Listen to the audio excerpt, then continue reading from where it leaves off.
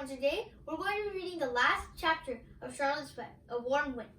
And so Wilbur came home to his beloved manure pile in the barn cellar. His was a strange homecoming. Around his neck he wore a medal of honor. In his mouth he held a sack of spider's eggs.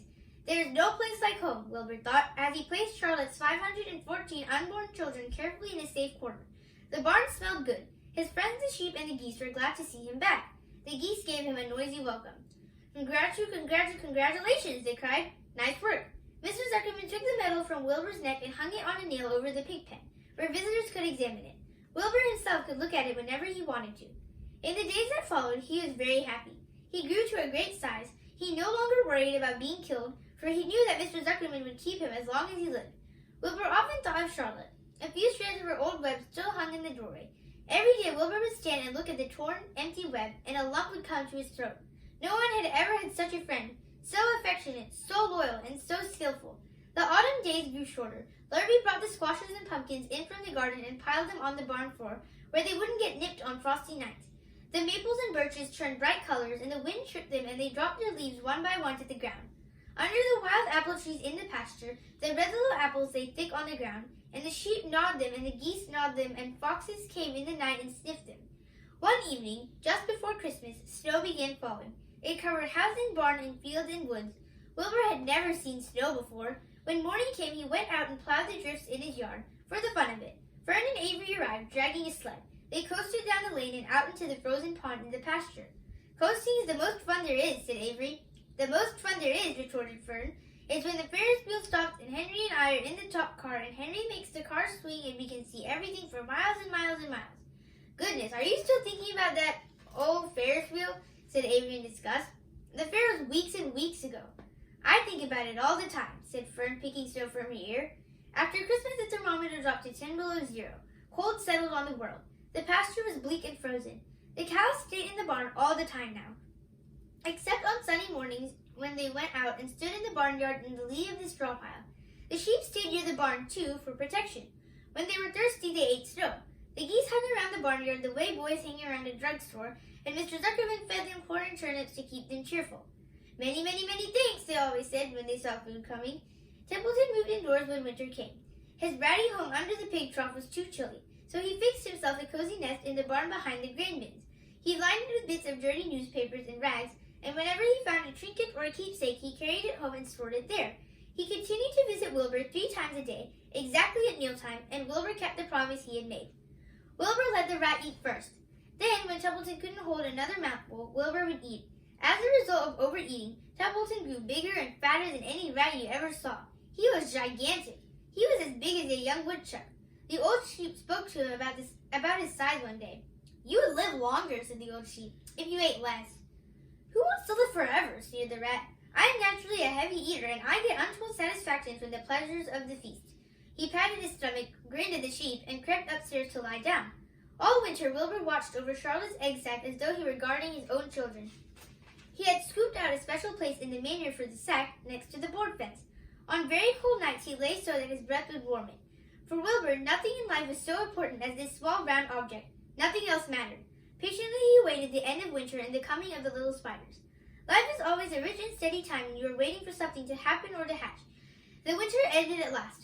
I heard the frogs today, said the old sheep one evening. Listen, you can hear them now. Wilbur stood still and cocked his ears. From the pond, in shrill chorus, came the voices of hundreds of little frogs. Springtime, said the old sheep thoughtfully. Another spring. As she walked away, Wilbur saw a new lamb following her. It was only a few hours old. The snow melted and ran away. The streams and ditches bubbled and chattered with rushing water. A sparrow with a streaky breast arrived and sang. The light strengthened. The mornings came sooner. Almost every morning there was another new lamb in the sheepfold. The goose was sitting on 9 eggs. The sky seemed wider and a warm wind blew. The last remaining strands of Charlotte's old web floated away and vanished. One fine sunny morning, after breakfast, Wilbur stood watching his precious sack. He wasn't thinking of anything much. As he stood there, he noticed something move. He stepped closer and stared. A tiny spider crawled from the sack. It was no bigger than a grain of sand, no bigger than the head of a pin. Its body was gray with a black stripe underneath. Its legs were gray and tan. It looked just like Charlotte. Wilbur trembled all over when he saw it. The little spider waved at him. Then Wilbur looked more closely. 2 more little spiders crawled out and waved. They climbed round and round on the sack exploring the new world. Then 3 more little spiders. Then 8. Then 10. Charlotte's children were here at last. Wilbur's heart pounded. He began to squeal. Then he raced in circles, kicking mares into the air. Then he turned a back flip. Then he planted his front feet and came to a stop in front of Charlotte's children. "Hello there," he said. The first spider said hello, but its voice was so small Wilbur couldn't hear it. "I am an old friend of your mother's," said Wilbur. "I'm glad to see you. Are you all right? Is everything all right?" The little spiders waved their forelegs at him. Wilbur could see by the way they acted that they were glad to see him. "Is there anything I can get you? Is there anything you need?" The young spiders just waved. For several days and several nights they crawled here and there, up and down, around and about, waving at Wilbur, trailing tiny dry lines behind them, and exploring their home. There were dozens and dozens of them. Wilbur couldn't count them, but he knew that he had a great many new friends. They grew quite rapidly. Soon each was as big as a BB shot. They made tiny webs near the sack. Then came a quiet morning when Mr. Zuckerman opened a door on the north side. A warm draft of rising air blew softly through the barn cellar. The air smelled of the damp earth, of the spruce woods, of the sweet springtime. The baby spiders felt the warm updraft. One spider climbed to the top of the fence. Then it did something that came as a great surprise to Wilbur. The spider stood on its head, pointed its spinnerets in the air, and let loose a cloud of fine silk. The silk formed a balloon. As Wilbur watched, the spider let go of the fence and rose into the air.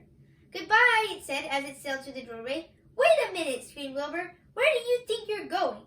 But the spider was already out of sight. Then another baby spider crawled to the top of the fence, stood on its head, made a balloon, and sailed away. Then another spider. Then another. The air was soon filled with tiny balloons, each balloon carrying a spider. Wilbur was frantic. Charlotte's babies were disappearing at a great rate. "Come back, children," he cried. "Goodbye," they called. "Goodbye, goodbye." At last, one little spider took time enough to stop and talk to Wilbur before making its balloon. "We're leaving here on the warm updraft. This is our moment for setting forth. We are aeronauts, and we are going out into the world to make webs for ourselves." "But where?" asked Wilbur. "Wherever the wind takes us. High, low, near, far, east, west, north, south. We take to the breeze. We go as we please." "Are all of you going?" asked Wilbur. "You can't all go. I would be left alone, with no friends. Your mother wouldn't want that to happen, I'm sure." The air was now so full of balloonists that the barn cellar looked almost as though a mist had gathered. Balloons by the dozen were rising, circling, and drifting away through the door, sailing off on the gentle wind. Cries of "Goodbye, goodbye, goodbye" came weakly to Wilbur's ears. He couldn't bear to watch any more. In sorrow he sank to the ground and closed his eyes. This seemed like the end of the world, to be deserted by Charlotte's children. Wilbur cried himself to sleep. When he woke it was late afternoon. He looked at the egg sack. It was empty. He looked into the air. The balloonists were gone. Then he walked drearily to the doorway where Charlotte's web used to be. He was standing there thinking of her when he heard a small voice. "Salutations," it said. "I'm up here." "So am I," said another tiny voice. "So am I," said a third voice. "3 of us are staying. We like this place, and we like you." Wilbur looked up. At the top of the doorway, 3 small webs were being constructed. On each web, working busily, was one of Charlotte's daughters. "Can I take this to mean," asked Wilbur, "that you have definitely decided to live here in the barn cellar, and that I am going to have 3 friends?" "You can indeed," said the spiders. "What are your names, please?" asked Wilbur, trembling with joy. "I'll tell you my name," replied the first little spider, "if you'll tell me why you are trembling." "I'm trembling with joy," said Wilbur. "Then my name is Joy," said the first spider. "What was my mother's middle initial?" asked the second spider. "A," said Wilbur. "Then my name is Arania," said the spider. "How about me?" asked the third spider. "Will you just pick out a nice, sensible name for me? Something not too long, not too fancy, and not too dumb?" Wilbur thought hard. "Nellie," he suggested. "Fine, I like that very much," said the third spider. "You may call me Nellie."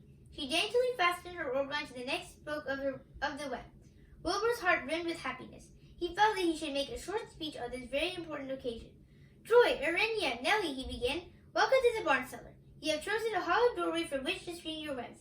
I think it is only fair to tell you that I was devoted to your mother. I owe my very life to her. She was brilliant, beautiful, and loyal to the end. I shall always treasure her memory. To you, her daughters, I pledge my friendship forever and ever." "I pledge mine," said Joy. "I do too," said Arenia. "And so do I," said Nellie, who had just managed to catch a small nap. It was a happy day for Wilbur, and many more happy, tranquil days followed. As time went on and the months and years came and went, he was never without friends. Fern did not come regularly to the barn anymore. She was growing up, and it was careful to avoid childish things, like sitting on a milk stool near a pig pen. But Charlotte's children and grandchildren and great-grandchildren, year after year, lived in the doorway. Each spring there were new little spiders hatching out to take the place of the old. Most of them sailed away on their balloons, but always 2 or 3 stayed and set up housekeeping in the doorway. Mr. Zuckerman took fine care of Wilbur all the rest of his days, and the pig was often visited by friends and admirers, for nobody ever forgot the year of his triumph and the miracle of the web. Life in the barn was very good, night and day, winter and summer, spring and fall, dull days and bright days. It was the best place to be, thought Wilbur, this warm, delicious cellar, with the garrulous geese, the changing seasons, the heat of the sun, the passage of swallows, the nearness of rats, the sameness of sheep, the love of spiders, the smell of manure, and the glory of everything. Wilbur never forgot Charlotte. Although he loved her children and grandchildren dearly, none of the new spiders ever quite took her place in his heart. She was in a class by herself.